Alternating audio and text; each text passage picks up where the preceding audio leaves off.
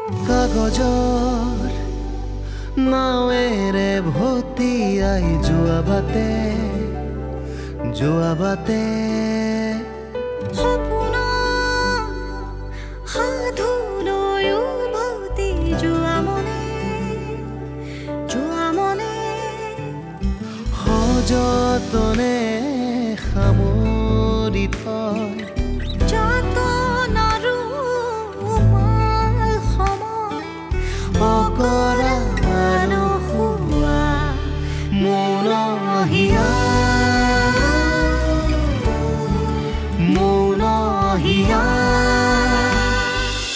মায়ে আমাৰ বিয়াখনত মত দিয়া নাছিল সেইবাবে হয়তো কথাবোৰ সহজভাৱে ল'ব পৰা নাই সেইবুলি তেওঁ মোৰ পৰিয়ালৰ মানুহখিনিক অপমান কৰাৰ কোনো অধিকাৰ নাছিলে মানসীয়েতো আগে পিছে তেনেকৈ পাকঘৰৰ কাম নকৰে আজি বা কিয় কৰিলে বৌ মই কিন্তু কথাটো ভাবিছোহে দেই ঠিকেই মই কৰিমনো কি কোনোবা আহি মোক ঘৰত অপমান কৰি থৈ যাব মইতো সহ্য কৰিব লাগিব তুমি ভগৱানক ধন্যবাদ দিয়া যে মই তোমাক ইমান দিনে সহ্য কৰি আছো তাকো পাপাৰ কাৰণে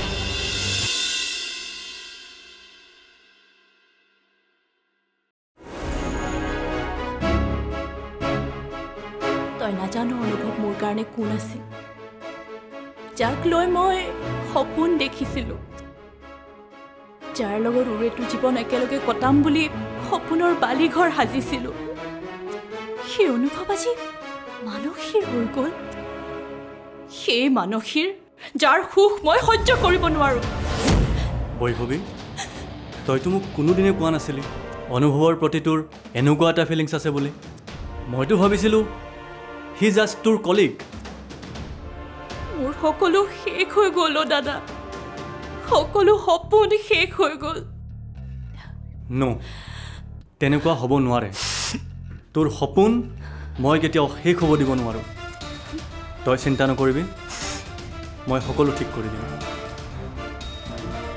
নাকান্দিবি প্লিজ নাকান্দিবি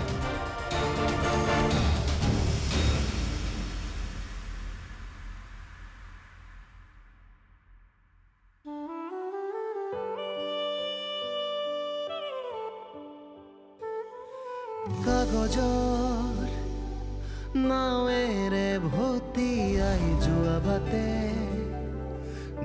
বাটে সপোন সাধুলৈ উভতি যোৱা মনে সযতনে সামৰি থয় যতন আৰু উমাল সময় অকৰা নোহোৱা মৌনহিয়া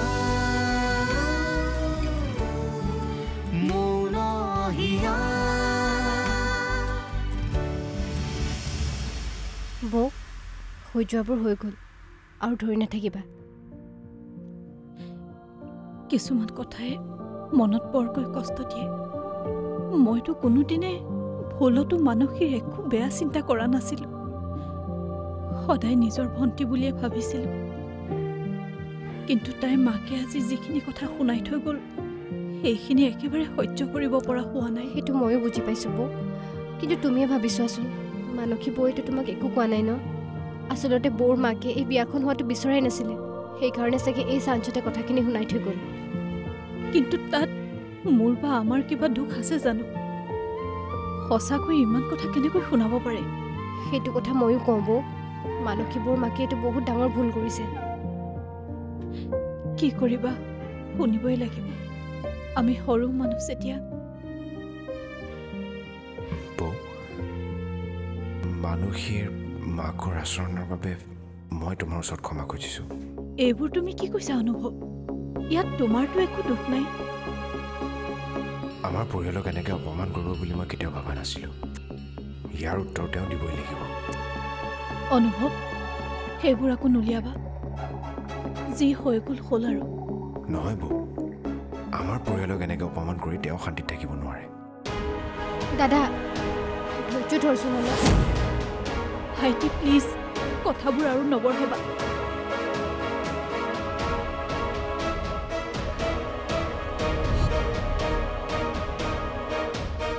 দাদা বৌৱে কিন্তু বহুত লাজ পাইছে কেনেকুৱা যে মানুহ এনেকৈও মানুহক কোনোবাই কথা ক'ব পাৰেনে মা ক'ত আছে ৰুমতে আছে মাৰো আজি বহুত খং উঠিছে মই মাৰ মুখামুখি কেনেকৈ হঠাৎকে ভাবিব পৰা নাই কিন্তু সুপ্ৰিয়া তেওঁ হঠাৎ এনেকৈ আহিলে কিয় সৰুদাক এতিয়া কথাটো কওঁ জানো সৰুদা বহুত খঙত আছে নাই নাই আজি নকওঁ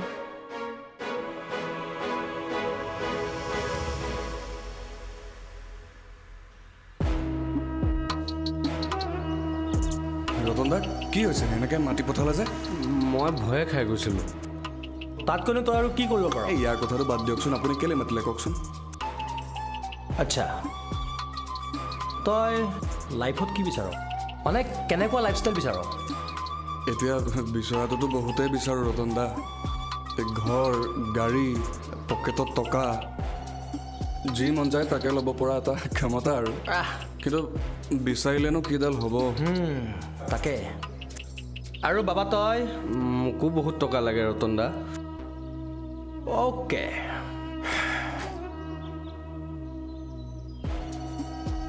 তহঁতৰ সকলো সপোন মই পূৰণ কৰিম ৰ আপুনি সঁচাই কৈছেনে ৰতন দা য়েছ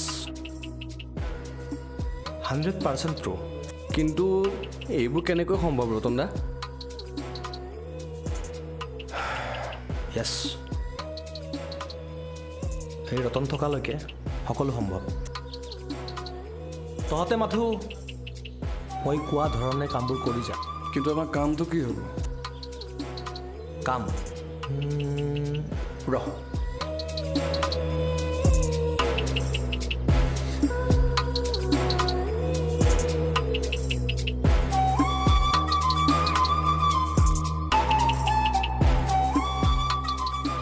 Okay, done? Yes!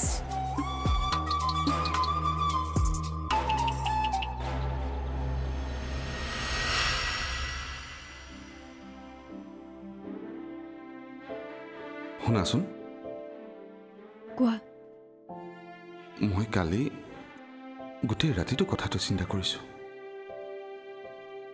তোমাৰ দুখ লাগিছে খং উঠিছে সেইটো স্বাভাৱিক মানসীৰ মাকে এনেকৈ ক'ব নালাগিছিল কিন্তু মানসীতো তাত একো দুখ নাই তুমি এনেকুৱা কিয় কৰিছা স্বপ্না তেনেহ'লে কি কৰিম কোৱা মোৰ ক'ব লগাটো একোৱেই নাই আৰু ক'লোৱে যেনিবা শুনিব জানো কোনোবাই তুমি এনেকৈ কিয় কৈছা স্বপ্না নহ'লে মই কি কৰিম কোৱা এইখন ঘৰত কিবা অস্তিত্ব আছে জানো মোৰ তুমি মানসী মাকৰ কথাত ইমান কিয় গুৰুত্ব দিছা আমি ঘৰখনৰ মানুহখিনিয়ে তোমাক জানো নহয় আমি ঘৰখনৰ মানুহখিনিয়ে জানো তোমাক কেতিয়াবা বেয়া ব্যৱহাৰ কৰিছোঁ সেই বুলি কোনোবা আহি মোক সকলোৰে আগত অপমান কৰিব সেইটো মই কেতিয়াও সহ্য কৰিব নোৱাৰো অভয় মোৰ কি আত্মসন্মান নাই সকলো সহ্য কৰিব পাৰিলেও কিন্তু এইটো কথা সহ্য কৰিব নোৱাৰো তোমাৰ কিমান কষ্ট হৈছে মই বুজিছোঁ তুমি নাই বুজা অভয় তুমি বুজিব নোৱাৰা সদায় মূৰ তল কৰি চলিব লগা হ'লে কেনেকুৱা লাগে সেইটো তুমি নুবুজিবা স্বপ্না অভয় মইতো তোমাক কোনোদিন প্ৰেছাৰ দিয়া নাই আজি তোমাক কওঁ প্লিজ কিবা এটা কৰা এনেকৈ আৰু আনৰ আশ্ৰয়ত আনৰ সহানুভূতিত মই আৰু জীয়াই থাকিব নোৱাৰো তুমি এইবোৰ কি কৈছা তেনেকুৱা কথা ক'বলৈ মোৰ অলপো মন নাছিল আৰু ভবাও নাছিলো কোনোদিন কিন্তু আজি ভাবিবলৈ বাধ্য হৈছো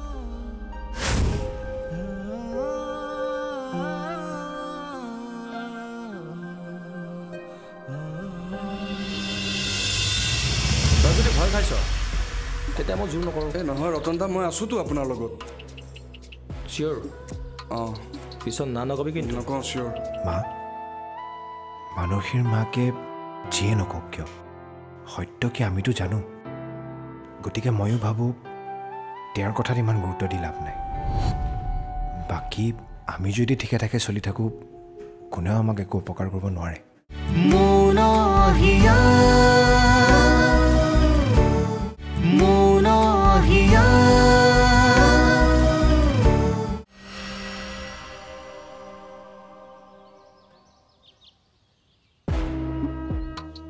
কি হ'ল তই দুইটা মনে মনে থাকিলি যে নহয় মানে কামটো ভাল হ'ব জানো কিবাকে যদি ফচি যাওঁ হা ইমান ভয় কৰি থাকিলে ক'ত হ'ব ৰিক্স এইটো লাইফত ৰিক্স ল'ব লাগিব ভাই আৰু যদি ৰিক্সে নলওঁ একো নহ'ব সদায় এনেদৰে বহি থাকিব লাগিব ঘৰ মাটি টকা পইচা সম্পত্তি এইবোৰ ক'ৰ পৰা আহিব এনেকৈ থাকি যাবি সদায় ৰতন দা ভয় কৰা নাই ৰিস্কটো ল'বই লাগিব সেইটোও বুজিছোঁ কিন্তু চা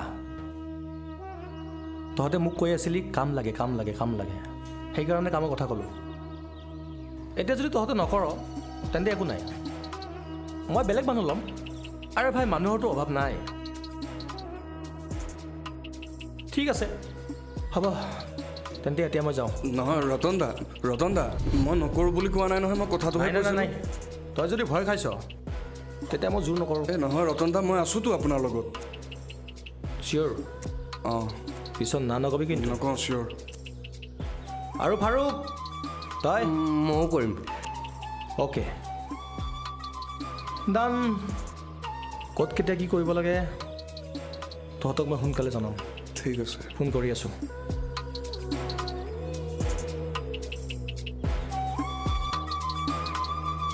কবিন কামটো কৰিম বুলি ক'লোঁ হয় এতিয়া যদি ফচি যাওঁ বৰ বেয়া কথা হ'ব একো নাই দে এইবিলাক কথা চিন্তা কৰি থাকিলে জীৱনটোত একো নহ'ব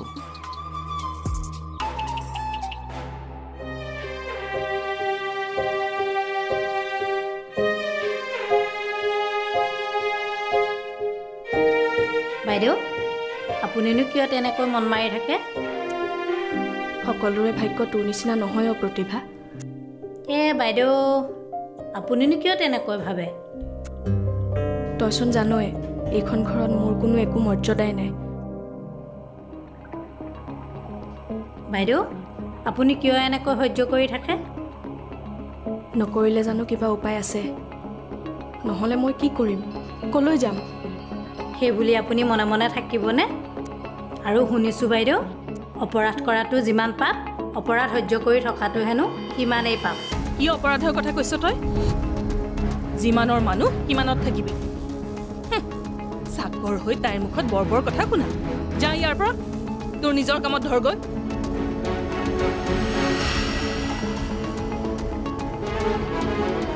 মা আপুনি তাইক তেনেকৈ কিয় ক'লে তুমি এইখন ঘৰৰ বোৱাৰী হৈ কাৰ লগত কেনেকৈ চলিব লাগে সেইটো নাজানা এখন সম্ভ্ৰান্ত ঘৰৰ বোৱাৰী হৈ চাকৰৰ লগত এনেকৈ মেল মাৰি থকা তোমাক শোভা দিয়েনে গাঁৱলীয়া ভূত কৰবাৰ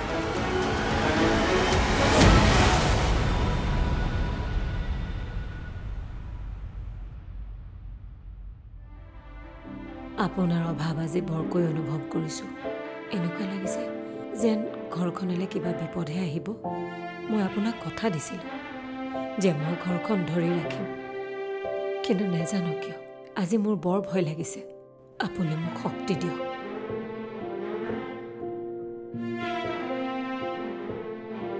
মা তুমি যোৱাকালিৰ পৰা ৰুমতেই সোমাই আছা ৰাতি একো নাখাল বোলা কিবা এটা খাই ল'বা মোৰ খাবলৈ মন যোৱা নাই মন নাই যোৱা বুলি ক'লে নহ'ব নহয় মা এনেকৈ নাখাই নবৈ থাকিলে তোমাৰচোন গায়ে বেয়া কৰিব তহঁতে খাগে যাম মই পাছত খাম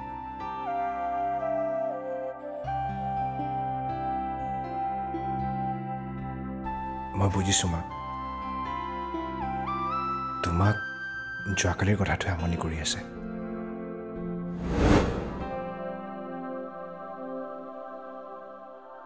তোমাৰ মনত কি চলি আছে মই বুজি পাইছোঁ মা আজিলৈকে কাৰো পৰা কেতিয়াও এনেকৈ কথা শুনি পোৱা নাই আৰু ভবাও নাছিলোঁ কেতিয়াবা যে কাৰোবাৰ পৰা এনেকৈ কথা শুনিব লাগিব মায়ে গোটেই কথাখিনিৰ বাবে মই তোমাৰ ওচৰত ক্ষমা বিচাৰিছোঁ তই কিয় মোক এনেকৈ ক্ষমা খুজিছ তোৰ ওপৰত মোৰ কোনো আক্ষেপ নাই মা তেনেহ'লে তুমি কিয় কথাবোৰ ধৰি আছা আৰু মানসীবোৰ মাকৰ কথাবোৰ গুৰুত্ব দিবলগীয়া কথা বুলি মই একেবাৰে নাভাবোঁ। মা, মানসীৰ মাকে যিয়ে নকওক কিয় সত্য কি আমিতো জানো। গতিকে ময়ো ভাবোঁ তেওঁৰ কথাত ইমান গুৰুত্ব দি লাভ নাই। বাকী আমি যদি ঠিকে ঠাকে চলি থাকোঁ কোনেও আমাক একো উপকাৰ কৰিব নোৱাৰে। মই সেইটো কথা জানো অনু, কিন্তু কালিৰ কথাটোৱে মোক আন এটা কথা ভবাই তুলিলে। কি কথা মা?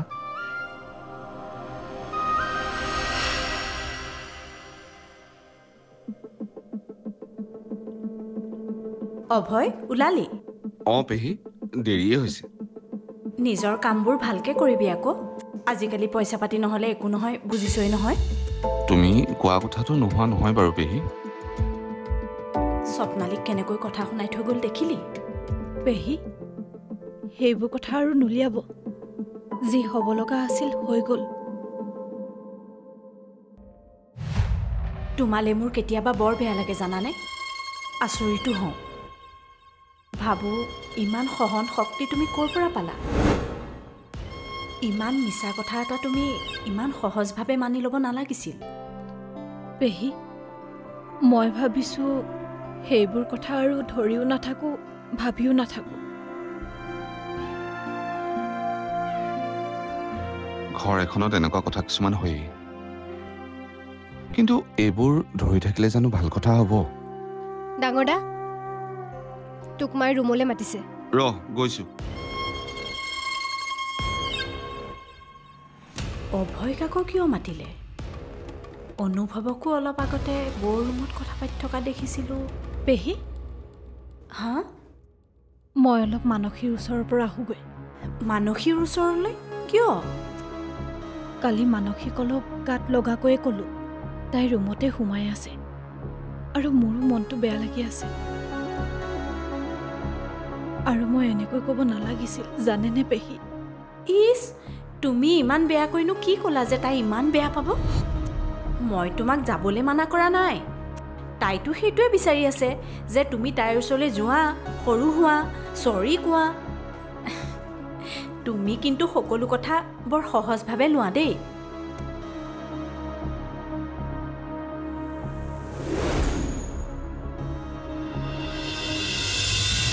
মই তাক কৈছিলোঁ নিজাকৈ কিবা এটা চিন্তা কৰ। সদায় এই ঘৰটোত সকলো একেলগে থাকিবলৈ অসুবিধা হ'ব। তুমি এনেকুৱা এটা কথা কেনেকৈ ভাবিব পাৰা? আৰু তাকো সেই মানুহগৰাকীৰ কথাত। মইতো তোমাক কৈছিলোঁ সেই মানুহগৰাকীৰ কথাত গুৰুত্ব নিদিবা।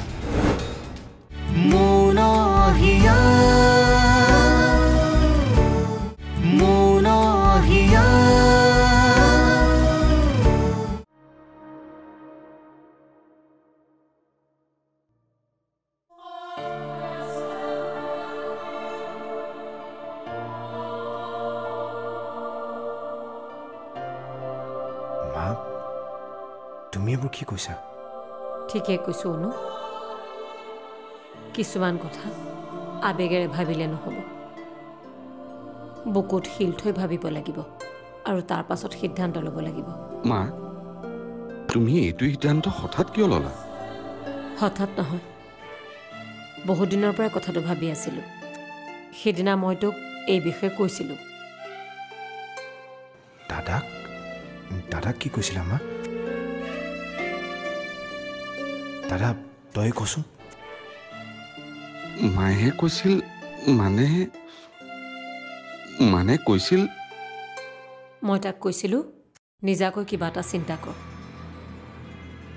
সদায় এই ঘৰটোত সকলো একেলগে থাকিবলৈ অসুবিধা হ'ব।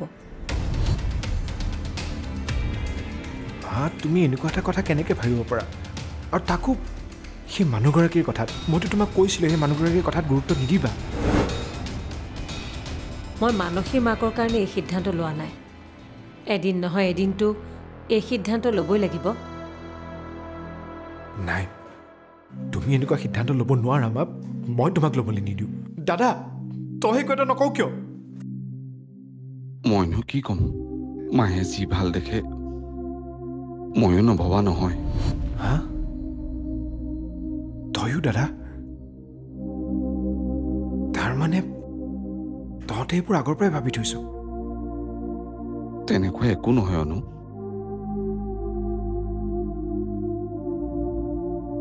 মা, দাদা, মোৰ জীৱনৰ এটাই উদ্দেশ্য, মই তহঁতক সুখী ৰাখিব পৰাটো। তহঁতৰ কিবা এটা হ'লে মই বৰ কষ্ট পাওঁ দাদা।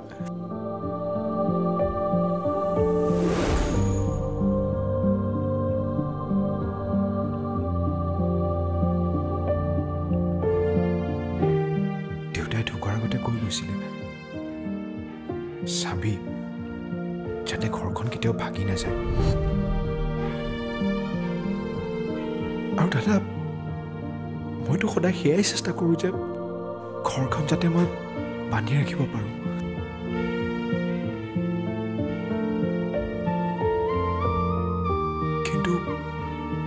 কিন্তু মোৰ চেষ্টাত চাগে মই বিফল হ'লোঁ।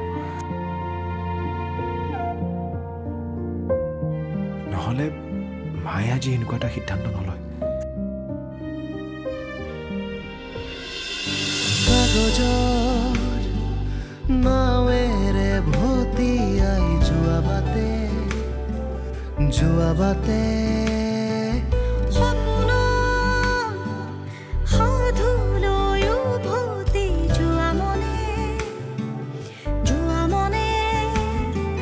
সযতনে সামৰি থয় যাতনাৰো মাল সময় অকৰা